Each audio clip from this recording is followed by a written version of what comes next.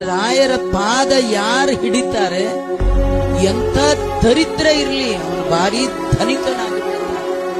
ರಾಜ ರಾಜಾಯತೆ ರಿಕ್ತೋ ರಾಘವೇಂದ್ರ ತಮಾಶ್ರಯ. ಅವತ್ತಿಂದ ಅವರು ನಿರ್ಧಾರ ಮಾಡಿದ್ರು, ಇನ್ನು ನನ್ನ ಹೆಸರಳಿ ಯಾರಾದ್ರೂ ಆರಾಧನೆ ಮಾಡಿದ್ರೆ ಒಂದಿನಕ್ಕೆ 5 ಜನ ಕೂಡಿಸ್ಲೇಬೇಕು, 5 ಜನಕ್ಕೆ ನೀವು ಬಟ್ಟೆ ಕೊಡ್ಲೇಬೇಕು, 5 ಜನ ಕುಡಿಯೋ ಪಾತ್ರೆ ಕೊಡ್ಲೇಬೇಕು, ಒಟ್ಟು ಊಟ ಹಾಕಬೇಕು. ಇವತ್ತು ಬರೀ ಬೆಂಗಳೂರು ಒಂದರಲ್ಲೇ 100ಕ್ಕೂ ಮಿಕ್ಕ ಮಠಗಳಲ್ಲಿ, ಒಂದು ಮಠದಲ್ಲಿ ಮಿನಿಮಮ್ 1000 ಅಂತ ಇಟ್ಕೊಂಡ್ರು ಕೂಡ 100 ಮಠದಲ್ಲಿ ಮಧ್ಯಾರಾಧನೆಯಿಂದ ರಾಯರ ಹೆಸರಲ್ಲಿ ಅನ್ನ ತಿಂದವರ ಸಂಖ್ಯೆ 1,00,000 ಜನ.